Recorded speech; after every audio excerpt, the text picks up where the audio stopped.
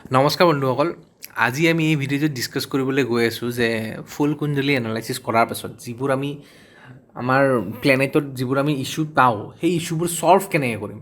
Last ভিডিঅ'টোত আমি discuss কৰিছিলোঁ যে আমি ফুল কেনেকৈ কুণ্ডলী এনালাইচিছ কৰিব পাৰিম, কিন্তু এতিয়া এইটো বহুত ইম্পৰ্টেণ্ট টপিক হয়। ইছ্যুজবিলাক আমি ছল্ভ কেনেকৈ কৰিম। ইছ্যুজটো আমি গম পালোঁ যে এইটো প্লেনেটৰ কাৰণে আমি এনেকুৱা হৈ আছে, বাট ছল্ভ কেনেকৈ কৰিম। তো তাৰ কাৰণে বেছিক তিনিটা উপায় থাকে। এই বেছিক তিনিটা উপায় হ'ল ষ্টোন, আপোনাৰ ৰত্ন, বীজ মন্ত্ৰ আৰু ডনেশ্যন দান।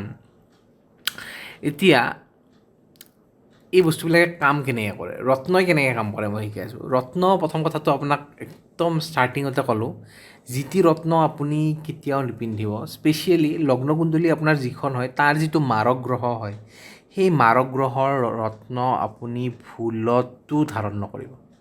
আৰু কেতিয়াবা যদি মাৰক গ্ৰহটো বিপৰীত ৰাজয়োগত আহি যায় তেতিয়াও আপুনি ৰত্ন ধাৰণ নকৰিব। 6-8-12 যদি মাৰক গ্ৰহ বহে তেতিয়াও আপুনি ৰত্ন ধাৰণ নকৰিব।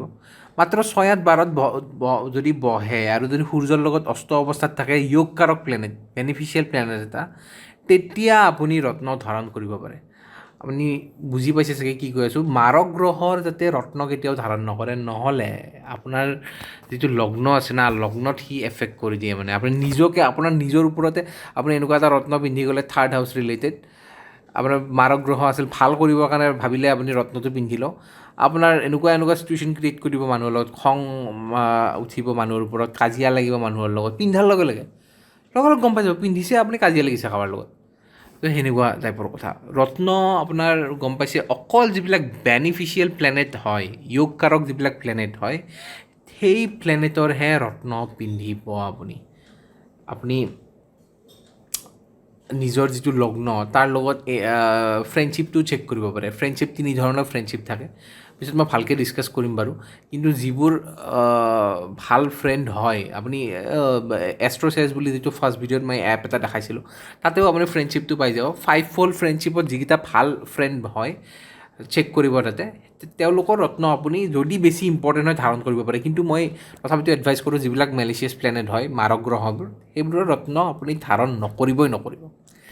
নেক্সট আহোঁ আমাৰ বীজ মন্ত্ৰ। বীজ মন্ত্ৰ এনেকুৱা এটা বস্তু যে আপুনি বেয়া প্লেনেটৰো বীজ মন্ত্ৰ গাব পাৰে, ভাল প্লেনেটৰো বীজ মন্ত্ৰ গাব পাৰে। বেয়া প্লেনেটৰ বীজ মন্ত্ৰ গালে সি ভাল কাম কৰিব, ভাল প্লেনেটৰ গালে সি আৰু ভাল কাম কৰিব।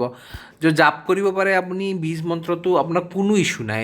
ৰাৱণে আপুনি নিশ্চয় জানে যে নৱগ্ৰহক মানে নিজৰ অধীনত ৰাখিছিল, বীজ মন্ত্ৰৰ জৰিয়তে ৰাখিছিল। বীজ মন্ত্ৰত ইমান শক্তি আছে যে আপোনাৰ ভাল বেয়াত মতলব নাই। যেনে মই আপোনাক ক'লোঁ যে ৰত্ন আপুনি বেয়া প্লেনেটত ধাৰণ নকৰিব, সি আৰু বস্তুটো এক্টিভেট কৰি দিয়ে। বীজ মন্ত্ৰৰ লগত সেনেকুৱা ইছ্যু নাই। বীজ মন্ত্ৰই নিজে গম পায় যে কেনেকৈ কাম কৰিব লাগে বস্তুটোৰ ওপৰত। মন্ত্ৰ এটা মাতিলে সেই প্লেনেটটো ৰিলেটেড সেই যিটো অৰা থাকিব আপোনাৰ, সেইটো আপোনাৰ ফিক্স কৰিব। বেয়া হ'লে ভাল কৰিব, ভাল হ'লে আৰু ভাল কৰিব। আৰু দানটো ৰত্নৰ মানে উল্টা কেনেকৈ মই কৈ আছোঁ, যেনেকৈ আপুনি ভাল গ্ৰহৰ ৰত্ন ধাৰণ কৰে, যিবিলাক কুণ্ডলীত আপোনাৰ য়োগকাৰক প্লেনেট হয় সিহঁতৰ, ঠিক তেনেদৰে আপুনি বেয়া গ্ৰহবিলাকৰ দান কৰে। আপুনি ভাল গ্ৰহৰ দান কেতিয়াও নকৰিব। ভাল গ্ৰহৰ যদি দান কৰে, নিজৰ যিখিনি ভাল পাৱাৰ থাকে সেইখিনি গুচি যায়। মানে দান কৰিলে সেই বস্তুখিনি লগতে গুচি যায়। তো গম পাইছে, বীজ মন্ত্ৰটো চবচে পাৱাৰফুল হয়, চব কামতে লাগি গ'ল। ৰত্নটো আপোনাৰ ভাল প্লেনেটৰ আৰু দানটো আপোনাৰ বেয়া প্লেনেটবিলাক যেতিয়া ভাল কৰিব লাগে তেতিয়া দান কৰিব লাগে। কনচেপ্টটো ক্লিয়াৰ হৈছে। এতিয়া আপুনি কি দান কৰিম, কি বীজ মন্ত্ৰ গাম আৰু কি ৰত্ন পিন্ধিম, সেইখিনি আমি চাওঁ আহক। তো এইকেইটা হ'ল ডিফাৰেণ্ট টাইপছ অফ ৰত্ন। তো এইবিলাক ষ্টোন, এষ্ট্ৰলজিকেল ষ্টোন হয় এইবিলাক। এইটো ৰুবি, সূৰ্যৰ লগত জড়িত, মাণিক বুলি কয়। মতি, চন্দ্ৰৰ লগত জড়িত, পাৰ্ল। এইটো মুগা, কোৰেল, ৰেড কোৰেল, মংগল গ্ৰহৰ লগত জড়িত। এইটো পান্না, বুধৰ লগত জড়িত। এই যে দেখিছে আপুনি, এইটো ৰেড কালাৰৰ, মংগল গ্ৰহটো মাৰ্চটো ৰেড কালাৰ হয়। এইটো যিটো মাৰ্কাৰী হয়, মাৰ্কাৰী আমাৰ গ্ৰীণ কালাৰ হয়। তো বস্তুবিলাক প্লেনেটবিলাকৰ কালাৰৰ লগতো আমি যেতিয়া দান কৰিম, তেতিয়াও এই কালাৰবিলাক মানে ৰাখি কিনেহে আমি মানে হেৰি কৰিম আৰু ডিচিশ্যনবিলাক ল'ম। ডিচিশ্যন মানে কি, এইটো অলৰেডি লোৱাই আছে। মানে যে এইটো গ্ৰীণ কালাৰৰ হয়, তো প্লেনেটটো গ্ৰীণ কালাৰৰ হয়, সেই বস্তুটো তাৰ লগত ডাইৰেক্ট এফেক্ট কৰে। মানে সেই বস্তুটো সেইকাৰণে সেইটো ৰিকমেণ্ড কৰা হৈছে আৰু সেইটো সেই প্লেনেটটোৰ যিটো অৰা থাকে ডাইৰেক্ট এফেক্ট কৰে মানে ডাইৰেক্ট সেই বস্তুটো লাগি যায় মানে আপুনি ৰত্ন এটা পিন্ধিলেই গম পাই যাব যে এইটো স্পেচিয়েলি ব্লু চাফায়াৰ যিটো শনিৰ যিটো ৰত্ন আছে আপুনি যদি পিন্ধে লগালগ আপুনি ইফেক্ট পাই যাব লগালগ গম পাই যাব যে কি হয় তো সেনেকুৱা কথা এইটো হ'ল পান্না বুধৰ এইটো হ'ল আমাৰ পোখৰাজ বৃহস্পতি এইটো হ'ল হীৰা ডায়মণ্ড হীৰা পিন্ধিব নোৱাৰে বাৰু কিন্তু এটা আছে অপেল বুলি কিনে বা জাৰ্গন এটা আছে শুক্ৰ দেৱতাৰ এইটো বৃহস্পতিৰ এইটো শুক্ৰ দেৱতাৰ আপুনি তিনিটা থাকে হোৱাইট চাফায়াৰ আপোনাৰ অপেল আৰু এইটো ডায়মণ্ড হোৱাইট চাফায়াৰটো জাৰ্গন বুলিও কয় তো এই বস্তুটো আপুনি ডায়মণ্ড পিন্ধিব নোৱাৰে বহুত দাম বেছি হয় আৰু শুক্ৰ যিহেতু আমাৰ অপজিট ছেক্সৰ লগত জড়িত ছেক্স লাইফৰ লগত জড়িত আমাৰ পাৰ্টনাৰৰ আমি শুক্ৰৰে চাওঁ আমি ল'ৰাই স্পেচিয়েলি শুক্ৰৰে পাৰ্টনাৰ ছোৱালী চায় আৰু ছোৱালীয়ে বৃহস্পতিৰে হাজবেণ্ড চায় আৰু সেইটো পিছত ক'ম এতিয়া তো সেইকাৰণে এংগেজমেণ্ট যেতিয়া ৰিং কৰে প্ৰপ'জ দিয়ে ইংলিছ ফিল্মবিলাকত হলিউডৰ আপুনি দেখে যে ডায়মণ্ড দিয়ে তো ডায়মণ্ডটো বহুত এক্সপেঞ্চিভ হয় মেৰিড লাইফৰ কাৰণে দিয়ে কিন্তু শুক্ৰ যদি বেয়া মাৰক প্লেনেট হয় তেনেহ'লে এই ডায়মণ্ডে বিয়াখন ভঙাই দিব পাৰে আৰু ডিভৰ্চো বহুত হয় তাতে সেইটো আৰু পিছৰ কথা আৰু আজিকালি ইয়াতেও হোৱা হৈছে যিয়ে নহওক বস্তুবিলাক চাই চিন্তি পিন্ধিব লাগে আৰু যি টি পিন্ধিলে আপোনাৰ তাত এফেক্ট হৈ যাব পাৰে আৰু সেনেকুৱা টাইপৰ এতিয়া ব্লু চাফায়াৰ শনি দেৱতাৰ আৰু এটা আছে আপোনাৰ ব্ৰাজিলিয়ান এমেথিন আছিল সেইটো আপোনাৰ সেইটো কম লেছ এক্সপেঞ্চিভ হয় কিন্তু এই ব্লু চাফায়াৰ যিটো আহে বহুত বেছি এক্সপেঞ্চিভ আমাৰ জম্মু কাশ্মীৰত যিবিলাক পায় আৰু শ্ৰীলংকাত যিবিলাক পায় এই একদম মানে সোণৰ দৰে দাম আৰু ফোনতকৈতো বহুত বেছি দাম আৰু এই দুটা বহুত এক্সপেঞ্চিভ হয় এইটোতো ডায়মণ্ডটো এক্সপেঞ্চিভ হয়ে বাট ডায়মণ্ডটো মই পিন্ধিব দিয়া নাই অপেল পিন্ধিব পাৰে তাৰপিছত আপোনাৰ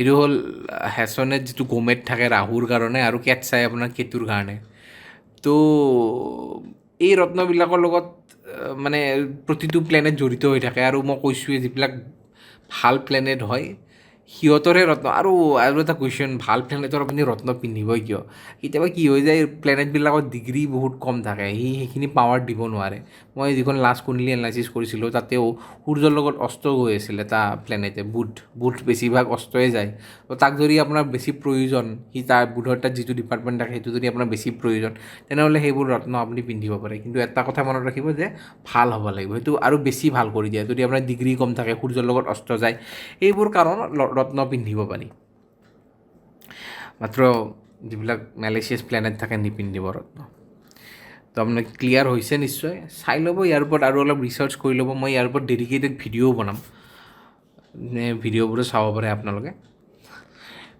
তো নেক্সট আহিলোঁ আমি মন্ত্ৰৰ ওপৰত মন্ত্ৰটো কৈছোঁ এটা চবচে মষ্ট ইম্পৰ্টেণ্ট মন্ত্ৰ হয় ইয়াতে লিখাই আছে মই এইখন আপুনি ভালকৈ স্ক্ৰীনশ্বট মাৰি থৈ দিব আপুনি সূৰ্যৰ যদি আপুনি ভালো হওক বেয়াও হওক আপুনি মন্ত্ৰ মাতিব পাৰে সেই প্লেনেটটোৰ ওপৰত পূৰা ফুল কাম কৰিব 108বাৰকৈ ডেইলি মাতিব 108বাৰৰ কিয় মাতিব দিয়ে কাৰণ মানে আমাৰ তাত 27টা নক্ষত্ৰ থাকে নক্ষত্ৰৰ কথাত আমি নেক্সট ভিডিঅ'ত আহিম সেই 27টা নক্ষত্ৰ আগতে একচুৱেলি কি হৈছিল কি আমাৰ ভেদিক এষ্ট্ৰলজিত 27টা নক্ষত্ৰৰ ওপৰতে আমি কাম কৰিছিলোঁ কিন্তু এই নতুনকৈ যিটো আমাৰ ৱেষ্টাৰ্ণ কালচাৰত ৰাশি ছিষ্টেমটো দিলে স্কৰপিঅ' আপোনাৰ এৰিছ টৰিছ এইবিলাক ৰাশি যেতিয়া আহি গ'ল সেই ৰাশিটো চাই কিনে আমাৰ যিটো ভেদিক এষ্ট্ৰলজি আছে সেইটো ৰাশিলৈকে চেঞ্জ হৈ গ'ল কিন্তু আমাৰ যিটো মেইন আছিল সেইটো নক্ষত্ৰ 27টা নক্ষত্ৰৰ ওপৰত আমি বেছি ফ'কাছ কৰিছিলোঁ এতিয়া 27 × 4 108 হৈ যায় তো তেতিয়া মানে আপুনি গোটেইকেইটা নক্ষত্ৰকে 4বাৰ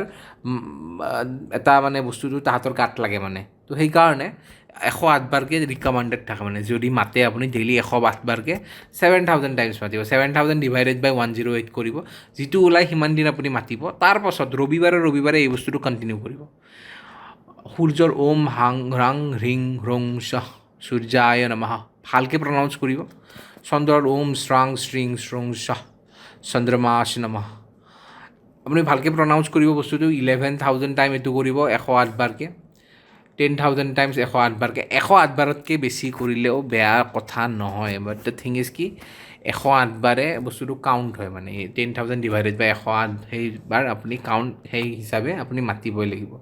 ঠিক তেনেদৰে ৰাহু আৰু কেতুৰ ক্ষেত্ৰত আপুনি মই ৰিকমেণ্ড কৰোঁ যে ষ্ট'ন নিপিন্ধিব। ষ্ট'ন পিন্ধিলে সিহঁতে মানে আপুনি ফলটো পাব, বাট মানে বেয়া পথেৰে আপোনাক বেছি ফল দিয়ে আৰু যিহেতু এইটো এটা পাপী গ্ৰহ হয়। তো মন্ত্ৰ মাতিব, যদি কিবা ইছ্যু থাকে মন্ত্ৰ মাতিব। তো মন্ত্ৰ মাতিলে আপোনাৰ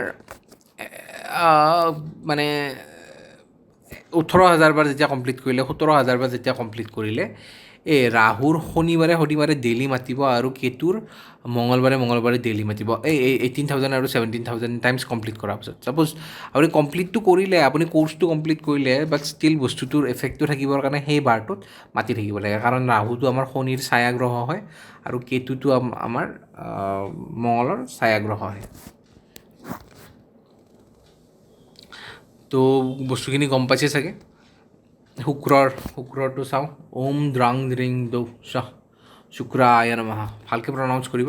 আৰু যদি আজিকালিতো ইউটিউবত চব বস্তু পায়েই, আপুনি ডাইৰেক্ট মাৰি দিব যে ভিনাছৰ বীজ মন্ত্ৰ বা শুক্ৰৰ বীজ মন্ত্ৰ মাৰি দিলে ধুনীয়াকৈ মিউজিক আহিয়ে যাব, হেডফোন লগাব, সেইমতে মন্ত্ৰটো মাতিব, ভাল এটা মেডিটেশ্যন হৈ যায়। লগতে আপোনাৰ সেই প্লেনেটটোৰো যিটো ডিপাৰ্টমেণ্ট পায় সেইটোৰ ওপৰতো ভাল এফেক্ট এটা কৰিব। তো আশা কৰিছোঁ আপোনালোকে এই বস্তুটো, এইটো চবচে বেছি ইম্পৰ্টেণ্ট আৰু ভালকৈ আপুনি ফ'কাছ যদি এই বস্তুটোৰ ওপৰত কৰে, মানে দান কৰা, ৰত্ন পিন্ধা কোনো দৰকাৰ নাই, এই বস্তুটোৱে চব চল্ভ কৰিব পাৰি আৰু চব চল্ভ কৰিব পাৰি। আপুনি নৱগ্ৰহক আপুনি নিজৰ আণ্ডাৰত ৰাখিব পাৰিব, এই গোটেইখিনি যদি আপুনি মন্ত্ৰ মাতে আৰু সেনেকুৱা টাইপৰ। নেক্সট আহিলোঁ আমি দানৰ ক্ষেত্ৰত। দানটোতো আপুনি গম পাইছে, বেয়া গ্ৰহৰ দান কৰিব লাগে যাতে সি মানে মাৰক বেছিকৈ হৈ নাথাকে আৰু মানে যাতে সি মানে আপোনাক ভাবি কিনে আপুনি যাব সূৰ্যৰে কিবা এটা দান কৰিব, সূৰ্য দেৱতা মোক আপুনি কৃপা কৰিব বুলি ক'ব, দান কৰিব কিবা তাম, ঘেঁহু, গুড়, সূৰ্যৰ ওপৰত আপুনি পানী এনেকৈ দিব ৰাতিপুৱা ৰবিবাৰে কৰিব, পানীটো সদায় দিব পাৰে বাৰু। তেতিয়া আপোনাৰ কি হয়, মানে সূৰ্য দেৱতা যদি আপোনাৰ মাৰক গ্ৰহ হয়, ভাল গ্ৰহ হ'লে কিন্তু নকৰিব আপুনি।